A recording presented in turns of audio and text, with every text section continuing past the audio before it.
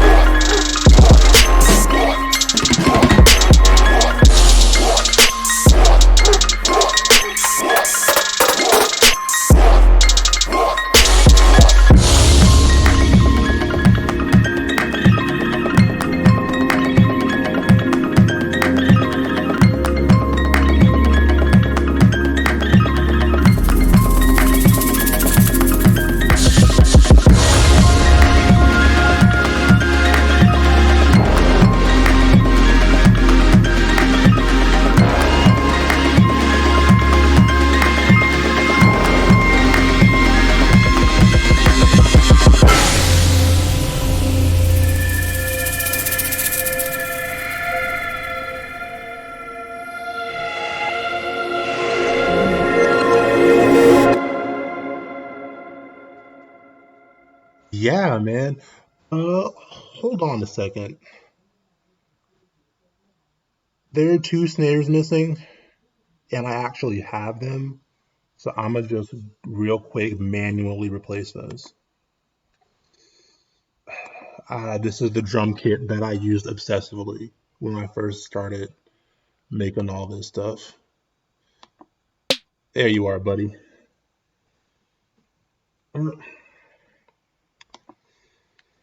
And the other one is snare 14. Bop. Okay.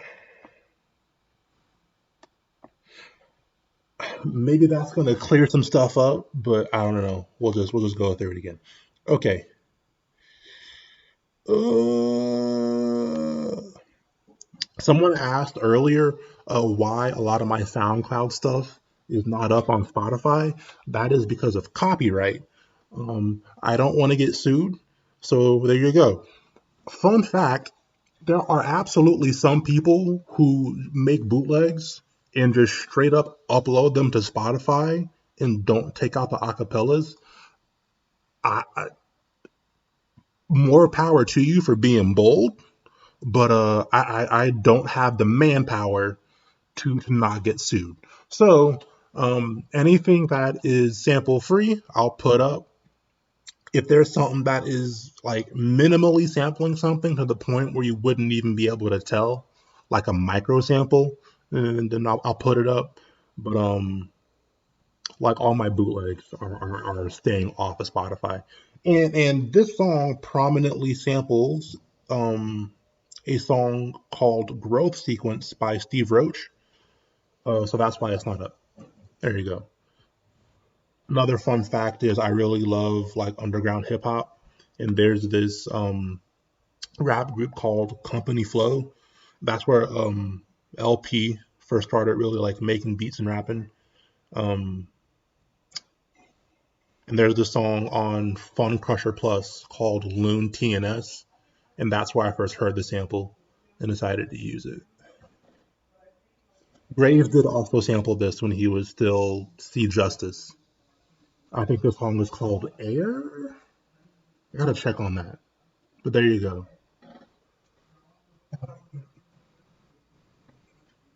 All right, beginning.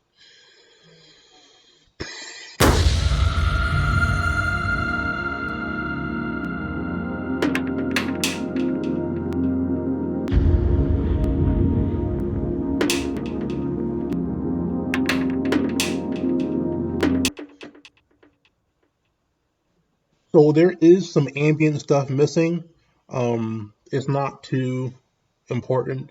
I used to use a lot of sounds of just like field recordings, metal scraping together in order to like kind of give the impression of something that was haunting or whatever. But there you go. Uh,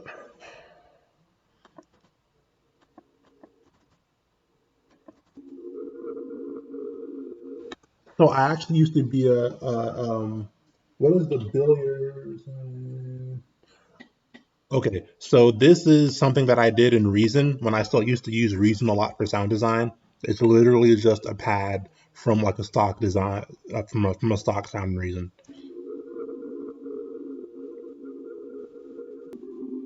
So I did it in Reason and then bounced it and then just imported it.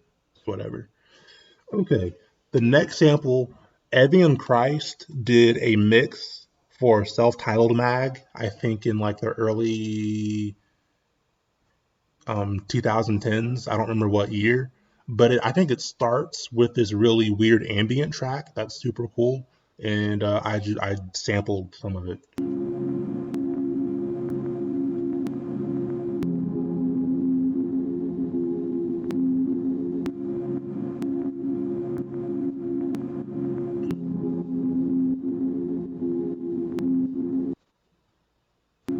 And I've mentioned this before, but I do not, especially at the beginning, I did not care where I got samples from. If I heard something and it sounded cool, I would pick literally anything and I would go for it.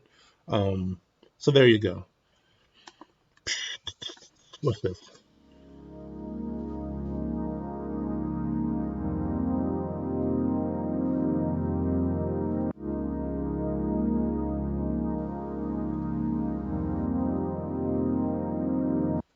So just some analog sounding um, keys. I don't remember where these came from, but I'd imagine some kind of vintage synth emulation type stuff.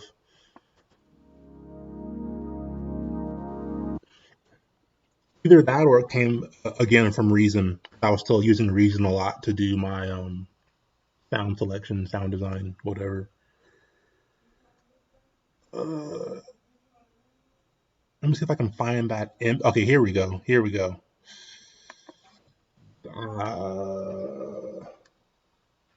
Yeah, the song only the intro only has two chords in the progression. That's the impact that begins the song. It is the sound of a car door slamming, an explosive impact, and then a heat impact, which is like I guess fire.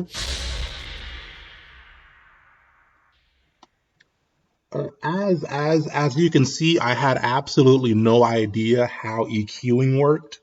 Um, this means nothing. I sincerely doubt that these are the resonant frequencies that needed EQing out. I probably this is wrong. This is wrong. Um, yeah, there's a saturator. I don't know why.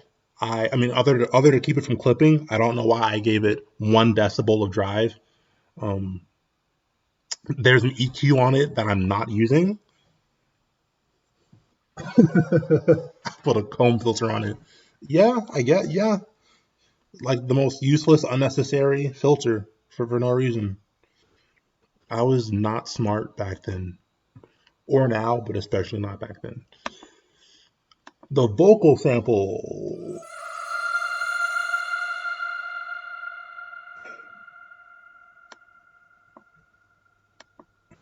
Okay, so the sample is this.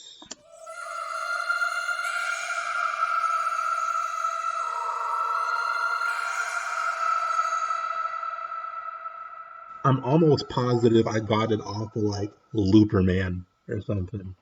But I made an abbreviated version of it so that it would work with the intro.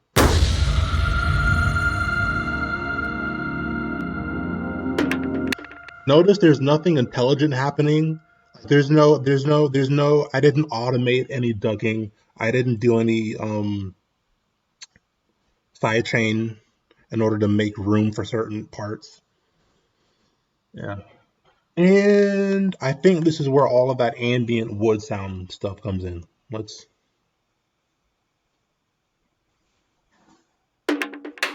Yep.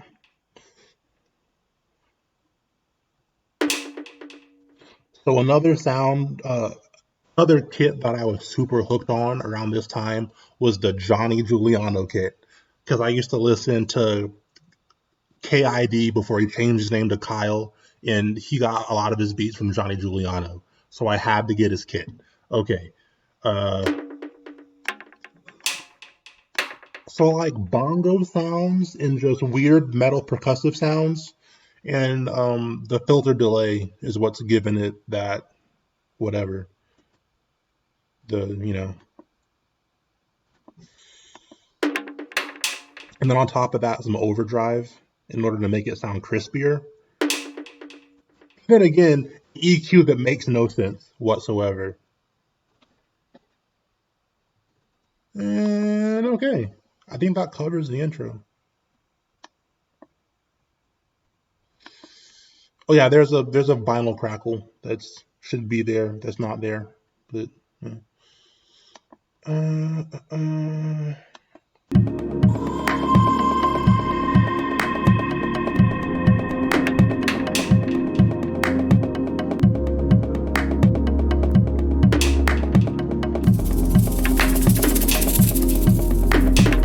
So now we're introducing.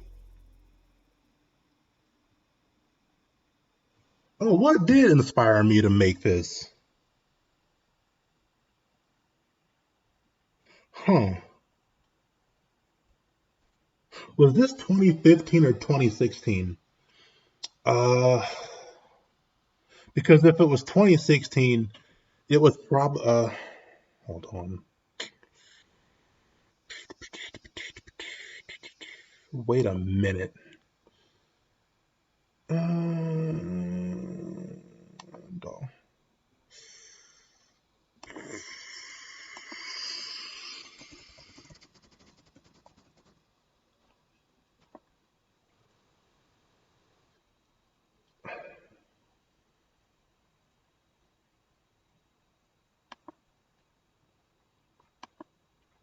this was 2015. I don't remember what compelled me to make this. I'll keep it a buck. Um, earlier in. Oh, you know what? I'll say this. At the start of the project, I wanted to try and merge really ambient type sounds with like banging type stuff. I was a really huge fan of Diversa back when I started the project. There was another guy named Atin Rays.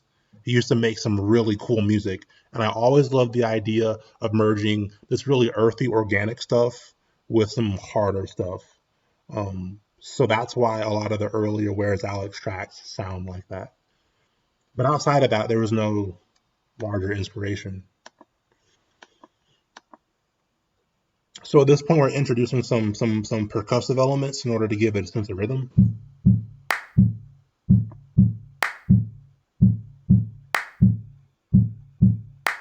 Really simple. Bongo hit, clap. Back to me not caring about what I sampled. I would hear anything and feel like it was suitable to sample. I was watching Death Note one day, and between the dialogue, there was this really cool ambient stuff happening.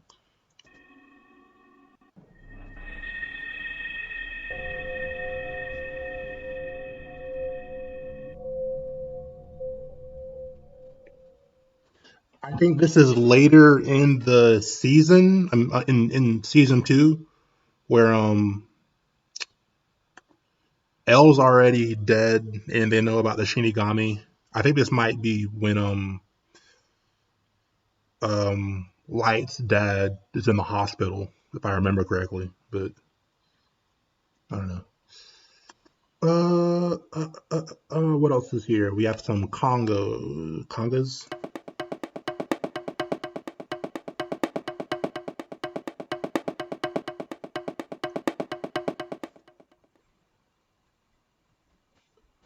I believe this is the shaker. Yep.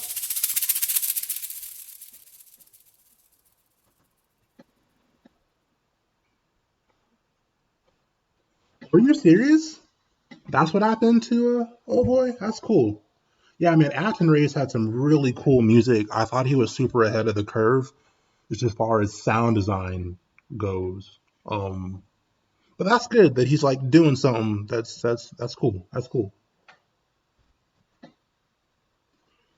Uh, uh, uh, uh, and then I think this is a bass, or not. Yeah, there we go.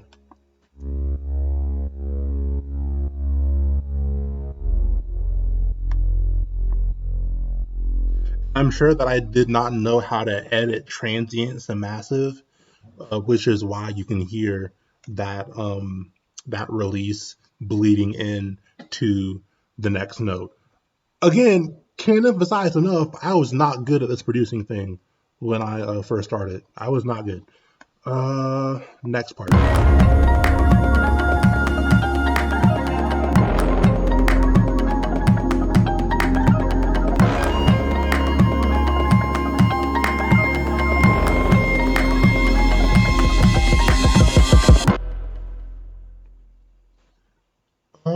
Okay, so this is the main sample. Again, growth sequence by Steve Roach. Is there? I'm pretty sure it's Roach. It's not Reich, is it? It's Roach.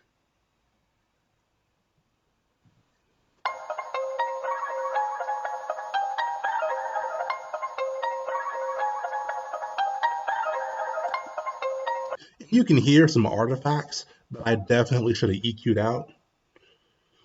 Another explosion sound. I really loved explosions. Side note, I really wanted that cinematic feel when I first started making Where's Alex tracks. So a lot of my sound effects actually came from like a cinema movie sound effect pack. I wanted it to sound like a movie, so I literally just got movie sound effects, basically. Here's the clap loop.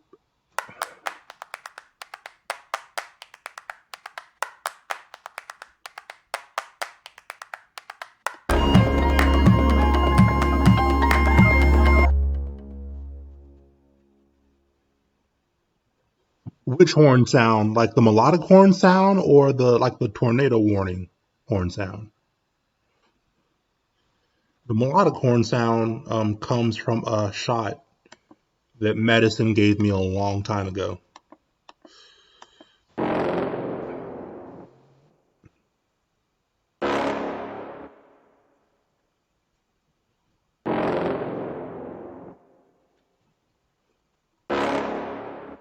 Yeah, there you go. It's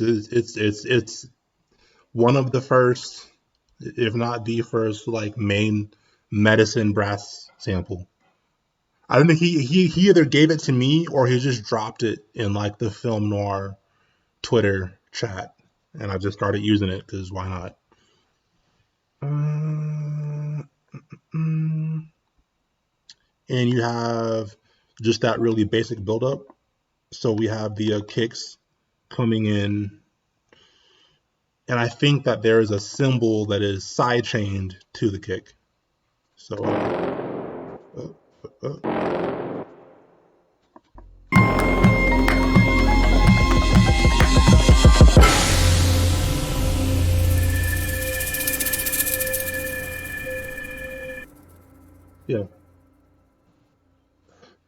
yeah, Phil more like super throwback because I'm washed because I'm old, dude.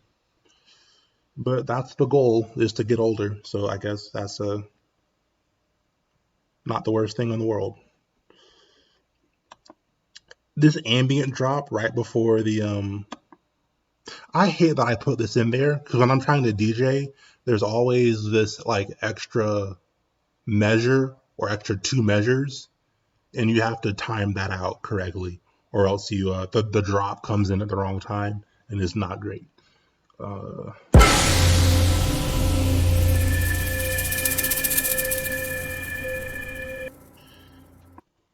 oh, that's just a kick crash combo. Have extra white noise going on. Did I sample the Akira OST here? I do believe so.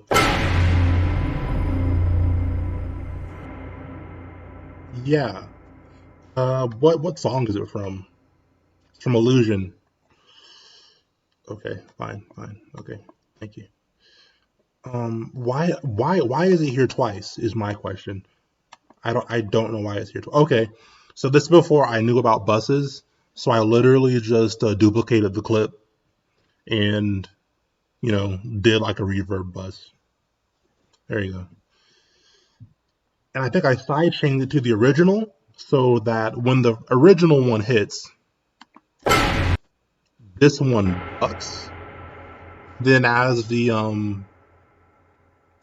one fades out, the that one comes in.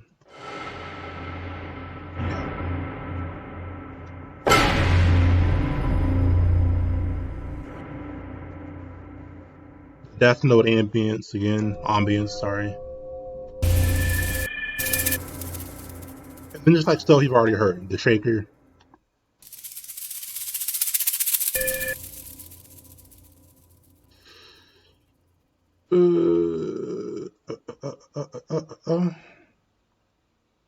And there's absolutely supposed to be. I think this is the riser sound that I just cannot track down. I almost guarantee you that all of the sounds I can't find are off of freesound.org, which is another place that I used to get samples from earlier on. Or freesoundproject.org, I think. Yeah. Let's see what this drop is hitting for though. Here we go.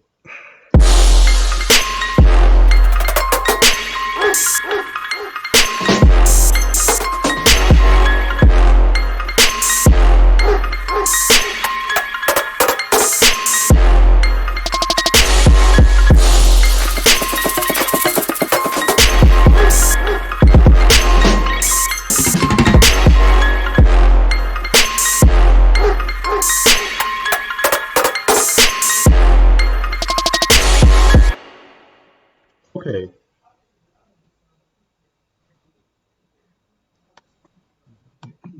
So we got cool. We have the sub bass.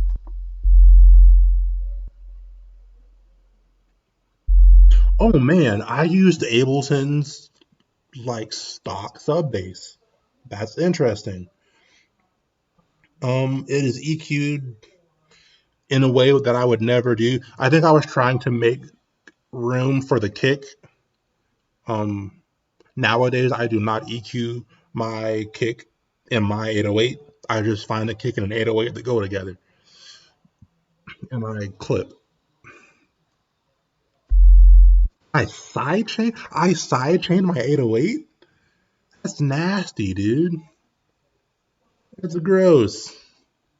But whatever. I will say, um, even now sometimes I will hand automate my 808 to duck slightly for my snare. I don't do it all the time, but depending on the situation, uh, sub basses just eat up so much headroom because they're sines, they're sine waves with some distortion applied. But it's really easy for sine waves to take up headroom because they're just so like constant. Um, and also you can't hear the full range of it because the lower range of it is felt. So you have to really just like mind it so that you don't end up completely taking away all your headroom.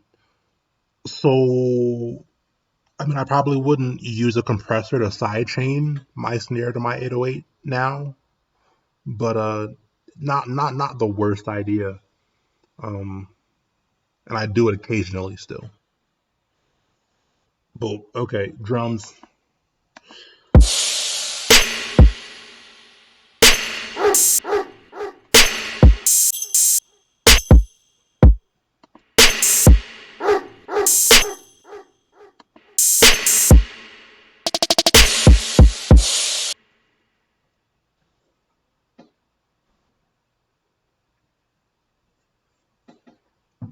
Yeah, absolutely. Add harmonics to your sub bass. Um, it makes it less of a pure sine wave. Also, it's just good to have multiple layers to your bass. You want a part that is felt, and then you do want a part that is audible, so that it translates well across various um, listening situations. Like I always want to make sure that my stuff can hit over laptop speakers. I want to make sure that they hit through like regular earbuds, and adding harmonics to your sub is just a great way to do that. So that no matter the situation, the listener is getting something out of the bass.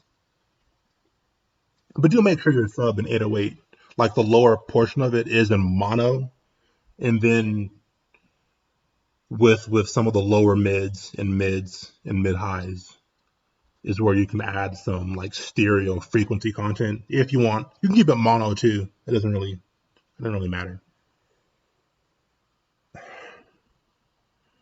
Um, okay, here's the thing. I can't tell if there's supposed to be two snares here. I could this could be the evil needle snare layered over it.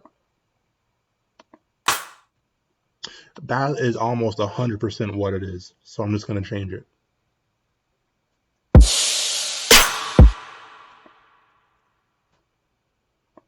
And maybe turn it down.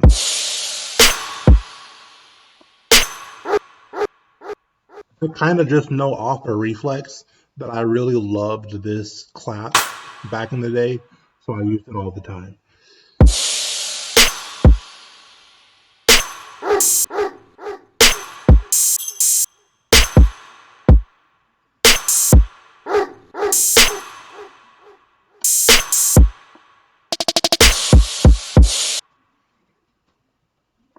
So we have that like the the snare triplets. For this, I mean, you can hear it. I have two snares. One of them is panned hard left, or not hard left, but to the left, and the one is panned to the right. So they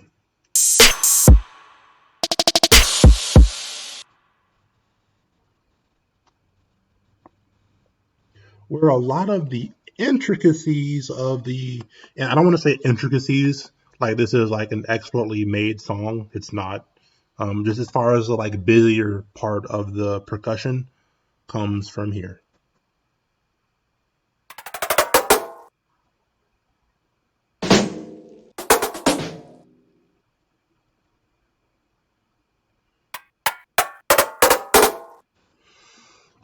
Shout out to Kevin or Kevin Aus.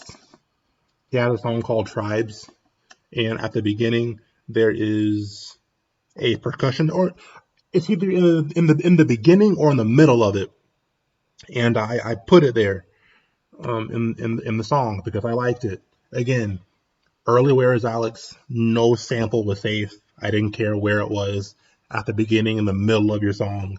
If I like it, I'm gonna sample it. Uh, so I have a sampler hosting it, and you just have the patterns going. And in order to accentuate the rhythms, I mapped the velocity accordingly, so that it gives it a sense of destination, if you will. Like instead of just being a series of hits, it feels like there is momentum to it. Pitch also helps with that too. So a lot of times the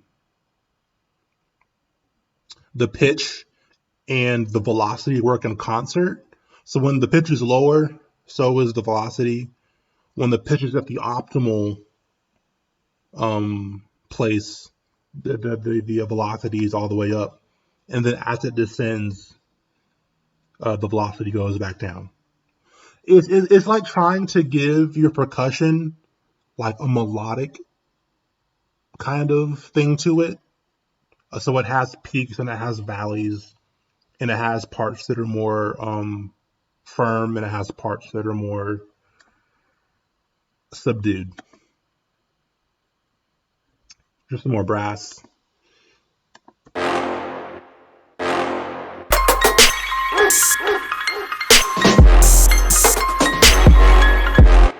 And at this point, I started cutting up the sample.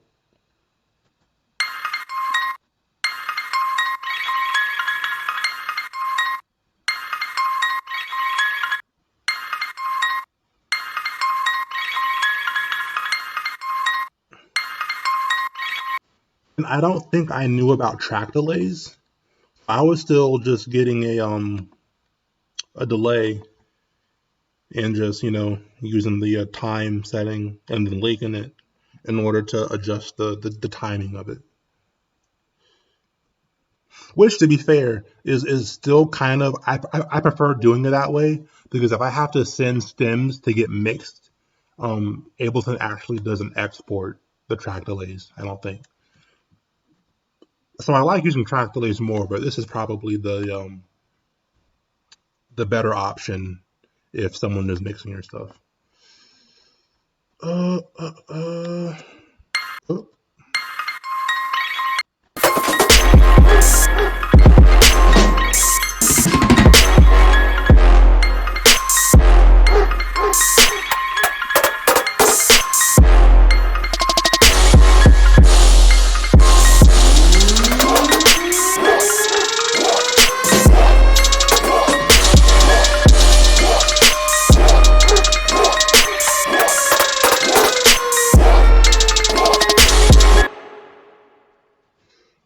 One second, one second, one second. Um,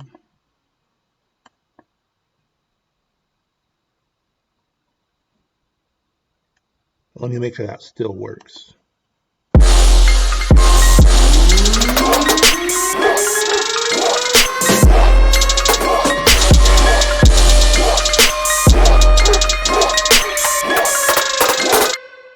Okay, yeah.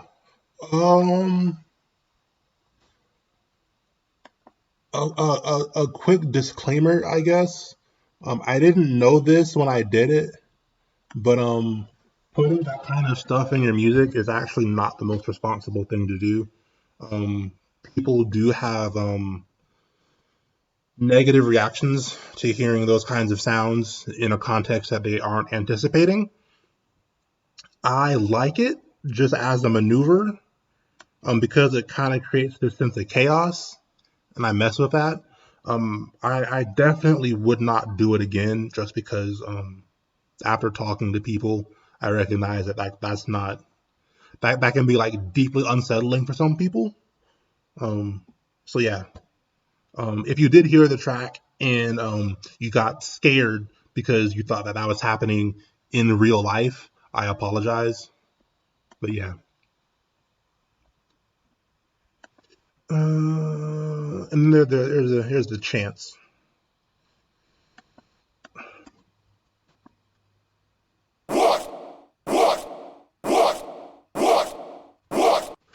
I can't get over how there's no processing on like anything, but it is what it is.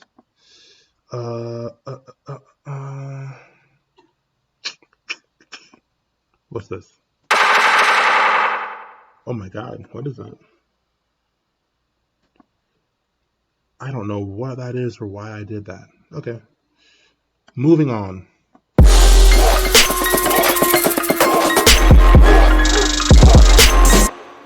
Let's address that real quickly.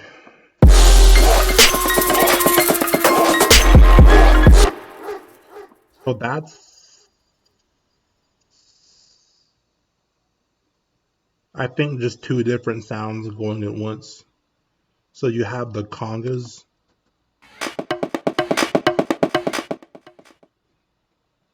They have a delay on them, I think. Or yeah, they have a delay on them, which kind of creates a weirder rhythmic effect. And then when you layer that with the percussion,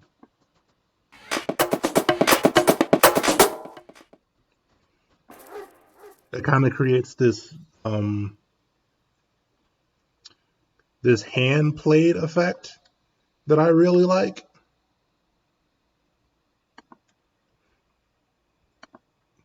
And I don't remember what compelled me to do that, but it was a decent idea.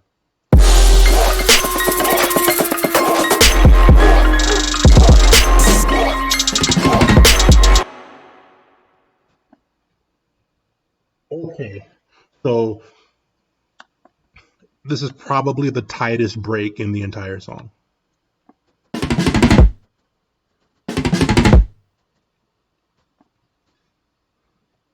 Uh, Jesus.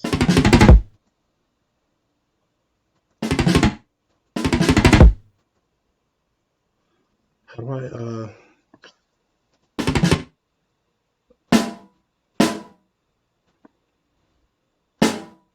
Okay, so that's a live snare, and then I sampled one of the snares from Window Seat by Erykah Badu,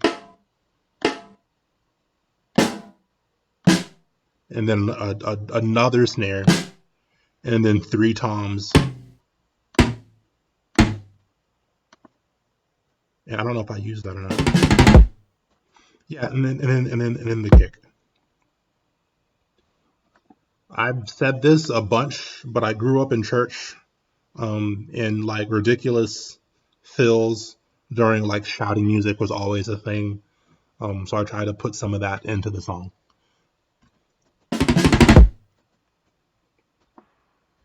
I don't do stuff like that anymore because it's fun to do as a producer, but it doesn't necessarily make the best uh, listening experience.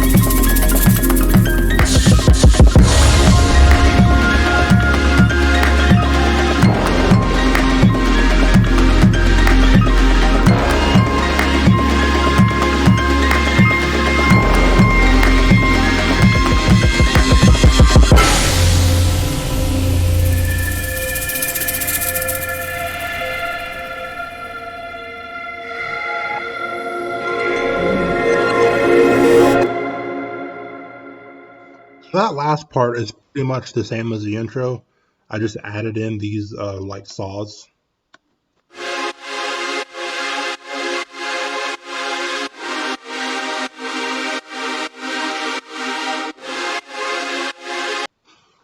I can guarantee you I like reverbed them all the way, which is why they sound so like weird. And the phase correlation is probably horrible.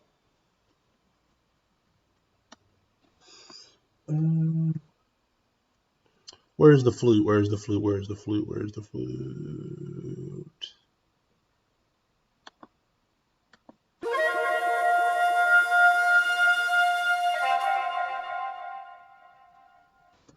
Another one of Reason's stock sounds.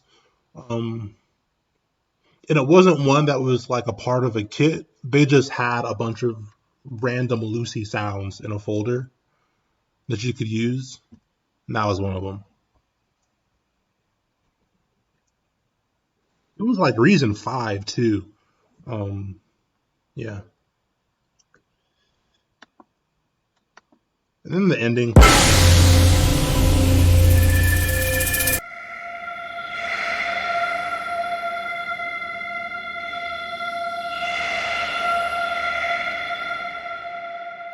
What even is that?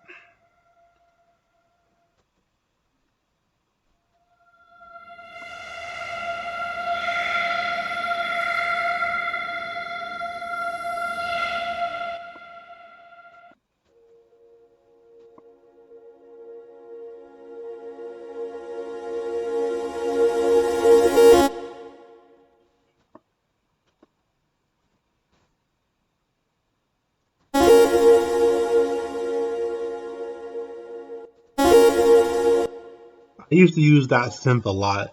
Um, Back when I went by Braden Bailey, I made a remix of Legend by Drake. It's really bad, but it has that synth in it. Okay, whatever.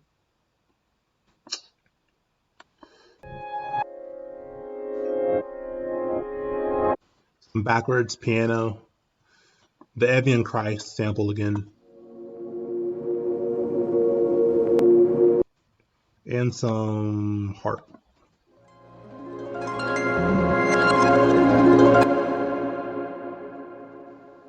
And that was to tie it into the next part of the song.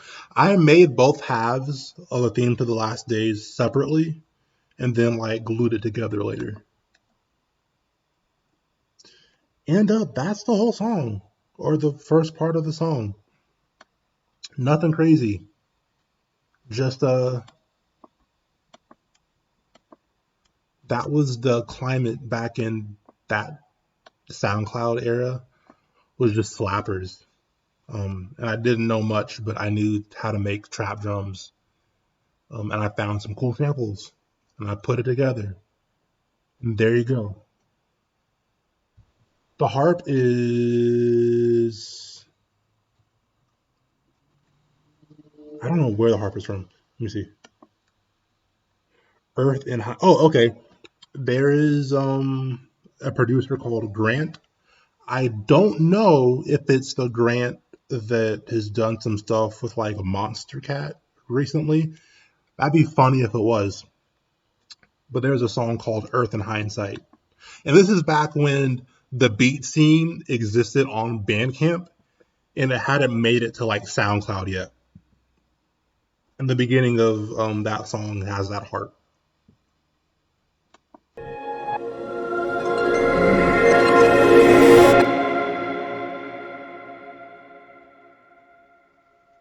Yeah, man. There's the. You can see it was titled "Dancing in Dead Bodies." I was super morbid back then. Um, yeah, I'm gonna do the second part later. I have to do again. I have to go back and really just find every single piece. I guarantee you, if I open it up now,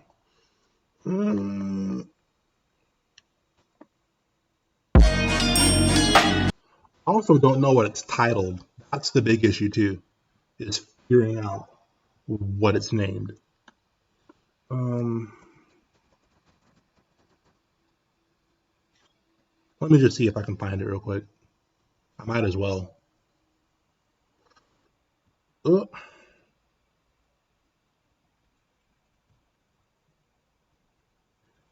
hey, Aquilina, love your music. You're great.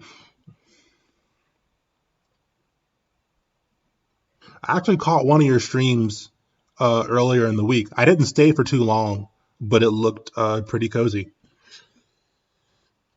Uh, Dancing in Dead Bodies. Showing places. Okay, I don't. That doesn't help me. That doesn't help me.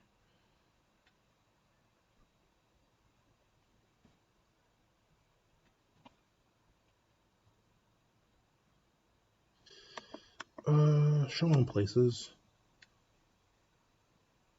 Come on, buddy. Okay. See, this is all. I have to go through all of these and just figure out which one is it, because it is not named a theme to the last days part 2. I have no idea where it is.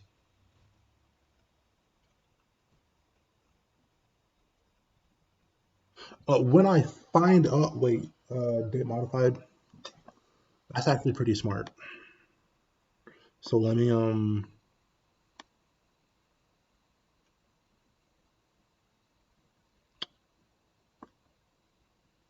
oh, there was some songs too.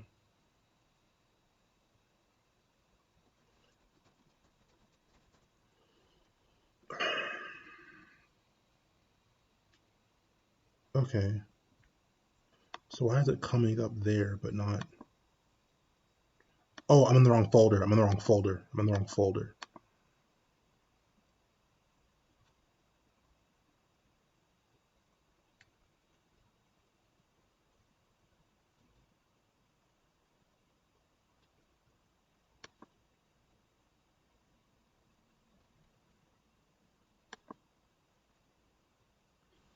Yeah, I still don't know.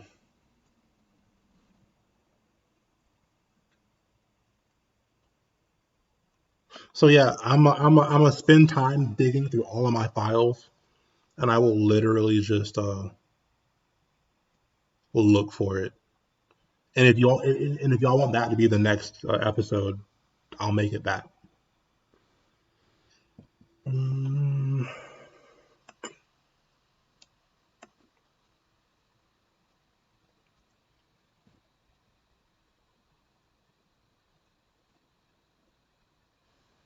is there anything that I've done recently that I can go over? If not, I'm gonna just do some really quick music theory, and then I'm gonna wrap it up and make some beats off stream.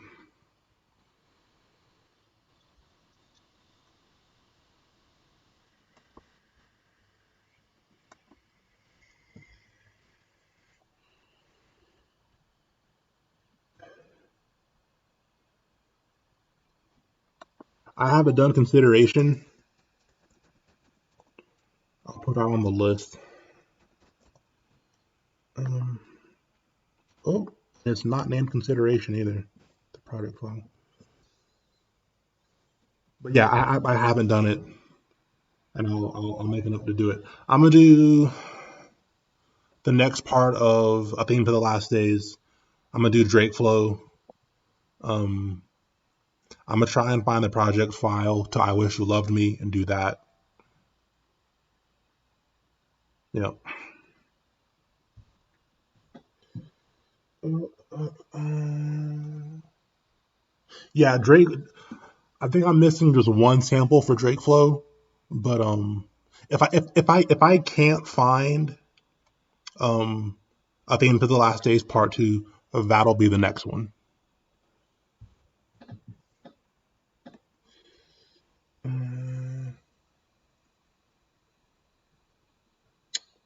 uh, uh,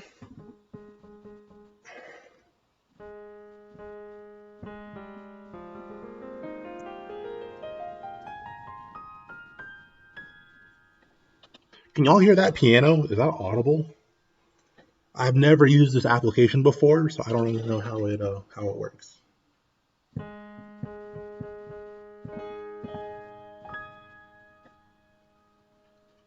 Okay. Um, do y'all know what a scale degree is? So if I'm in the key of A flat,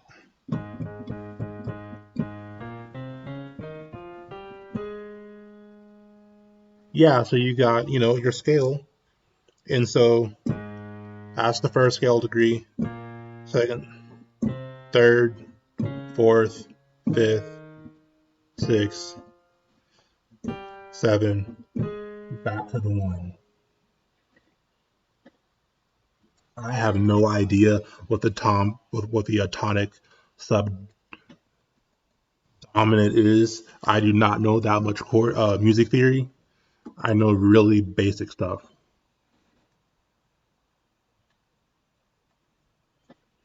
And to be fair, uh, in order to like get some decent chords, you don't need to know a whole lot. You just need to know some basic stuff and some like experimentation.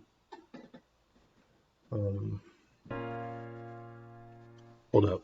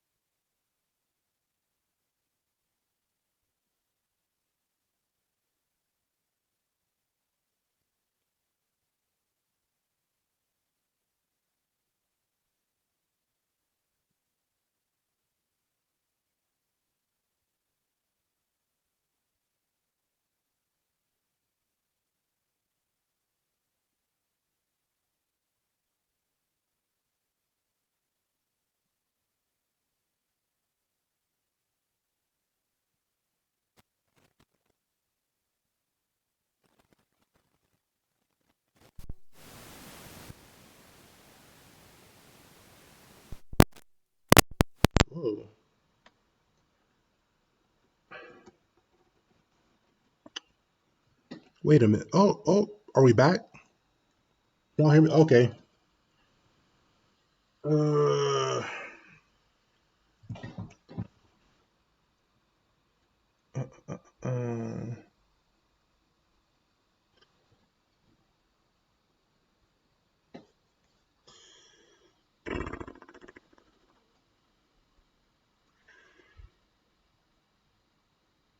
uh, okay. Boom.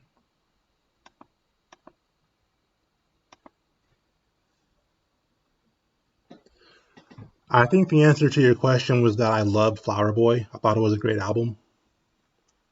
I think it's his strongest album by far.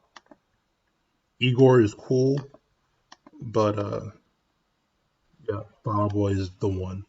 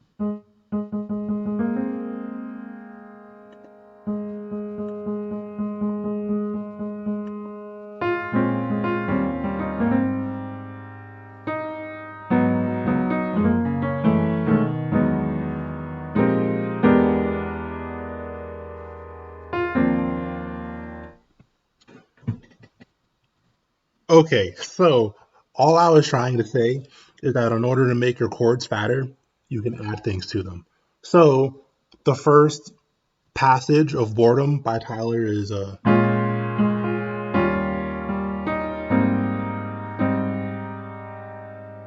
which is cool, and those are like definitely the chords. But if you want to make it more interesting, you can add stuff that makes it sound spicier. I learned how to play piano by playing in church. I got a few lessons to begin, and then after that, they just put me up in front of the whole church and made me play the entire service. And I did that for years until I got decent. So if we're here with it, we're playing the one, the four, and like the six,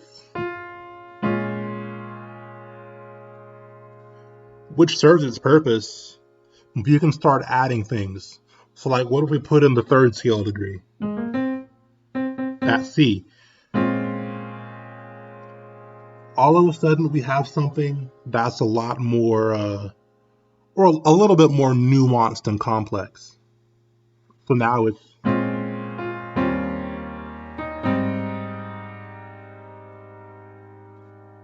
now how do we make this one more interesting? Um, I would put in the two. So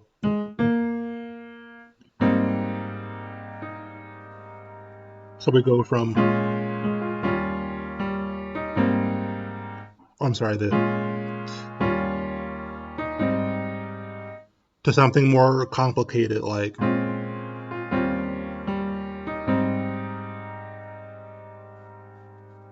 yeah, that's a classic neo soul thing. Having those chords, I'm sorry, having those notes, the C and the C sharp right next to each other. That's a classic neo soul thing. So many of my progressions in church have like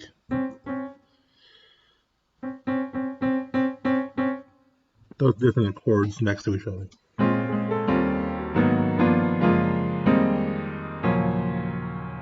I do it literally all the time. It's a really great way to make a chord more tensed, more tense and more colorful.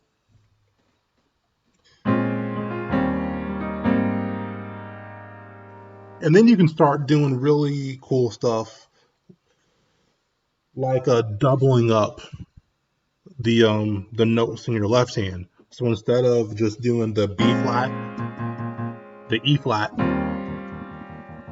and the A flat,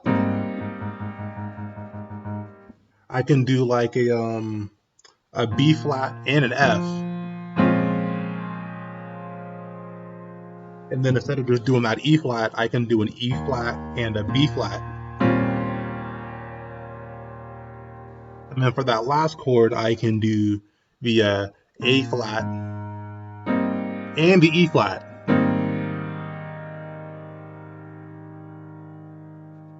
So you go from to,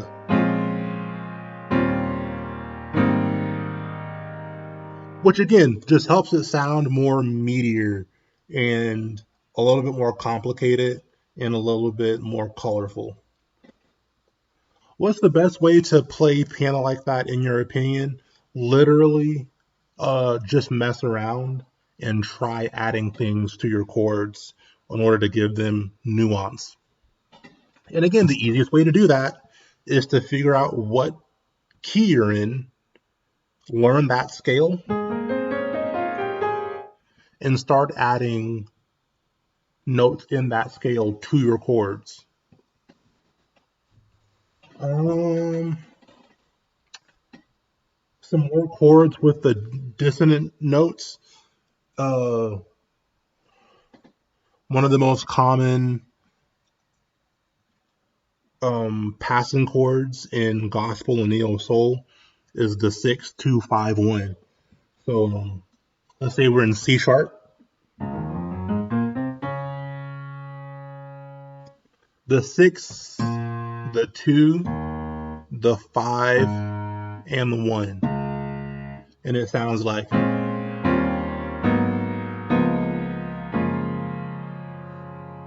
And you've heard that a million times in a bunch of different songs. That C and that C sharp.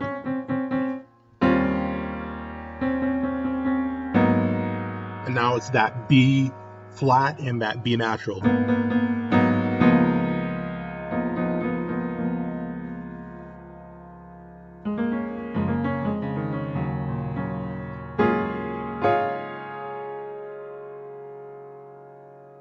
But even those last notes, even those last chords that I played, is the result of just taking really basic chords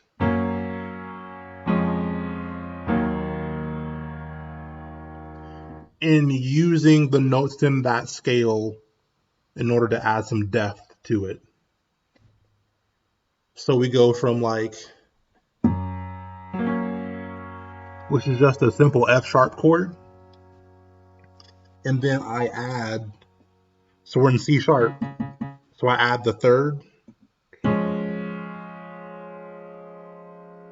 and the fifth, and then I take out the four.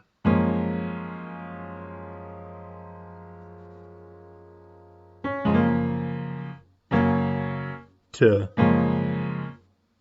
and then you can do like really cool stuff where you can, okay, yeah, run it back. So we have a regular F sharp major chord, which is F sharp in your left hand, and then in your right hand you have an F sharp, you have the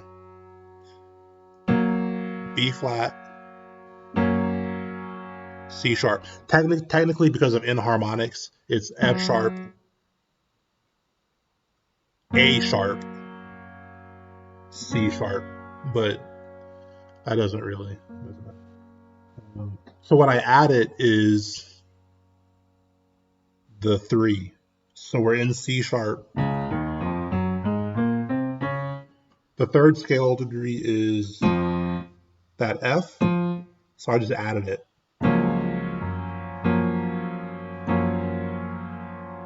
So you go from to,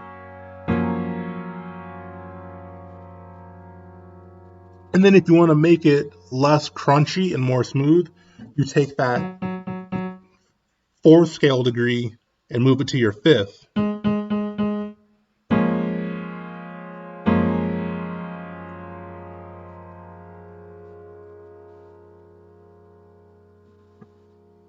So a lot of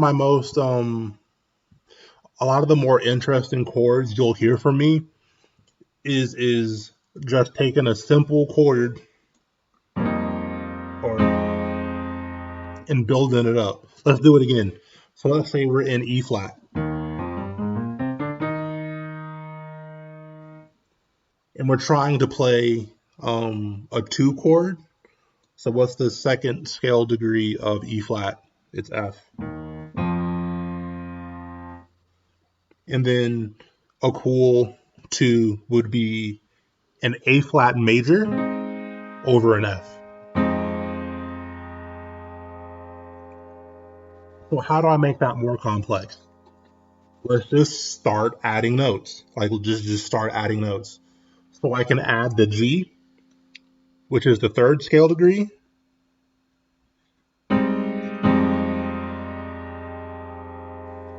and then I can add the 5, which is going to be that B flat. We're going from just a simple triad over a bass note to something denser. And if you really want to make it thicker, you can take that C, which is your 6th scale degree, 1, 2, 3, 4, 5, 6, and put it over the F. And then take the chord we made, which is going to be a G, an A flat, a B flat, a C, and an E flat. And now you get this. And then you can take it a step further and put that E flat in your left hand. So now instead of just playing an F, you're playing an F, a C, and an E flat over that chord cluster.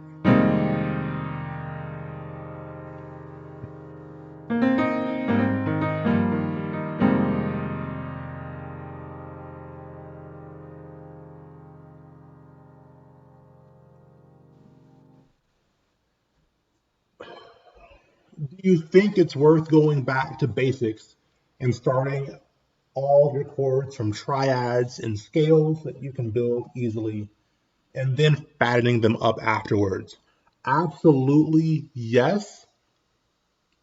If you mess around enough, you can find some chord shapes that are cool, but it's better to know the basics of chord structures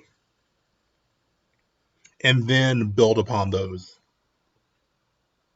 Because what will happen is you'll find 1 or 2 chords that you like, but you won't know anything really outside of that, which can be limiting because you don't want every song you have to contain, like the exact, um, like same chord progression. You want to be able to move around, and also knowing what is foundationally under the hood will help you to not get lost. So you need to be able to,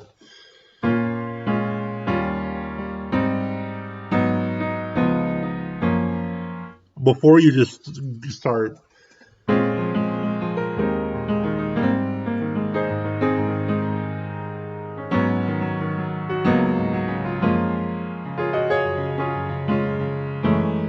you know, because if you don't know how it fits together, then you're just putting random notes together, which isn't a bad thing, but it won't sound like it has direction. And if you're really trying to learn, just find songs that you like and go on YouTube and just look up tutorials. You know, um, I didn't have anyone to teach me a lot of gospel stuff, so I spent a lot of time just looking up gospel piano tutorials and just going over them. Um,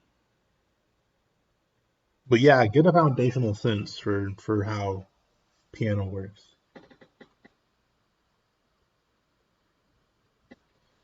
Practicing your fundamentals, but also trying to learn songs that you like is perfectly fine. Um,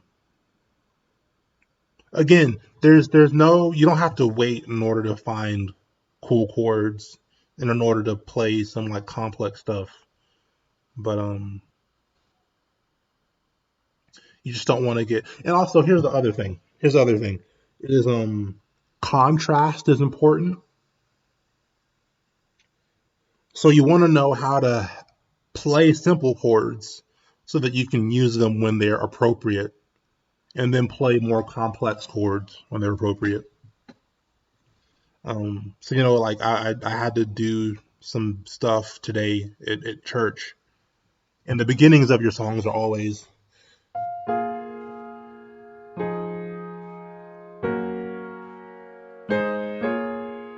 But then as it picks up, you really.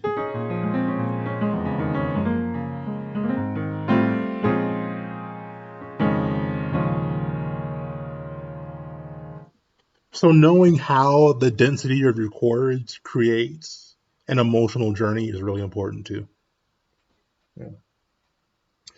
Okay, I'm gonna wrap it up. I've talked enough. You've had to hear the sound of my voice for long enough. Um, Thanks to everyone who came through. The world is super crazy right now, and I'm just trying to distract myself a little bit, talk to people a little bit, and also just give out information. I don't have a whole lot. It's not like I'm like a super producer or anything, but whatever I have, I'm definitely gonna give. And you know, feel compelled to just give whatever you have to the people around you, however small it may be.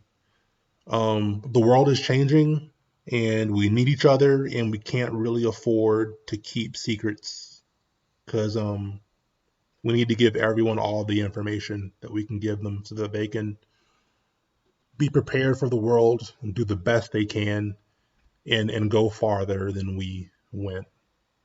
So yeah, give something to somebody, share something with someone, all that good stuff. All right, y'all. Thank you. Thank you very much. Um, if you choose to watch me again next Sunday, you'd be very welcome to come through. I'll let you know ahead of time what song I break down. Yep. Okay. Thank you. Thank you very much. Bye.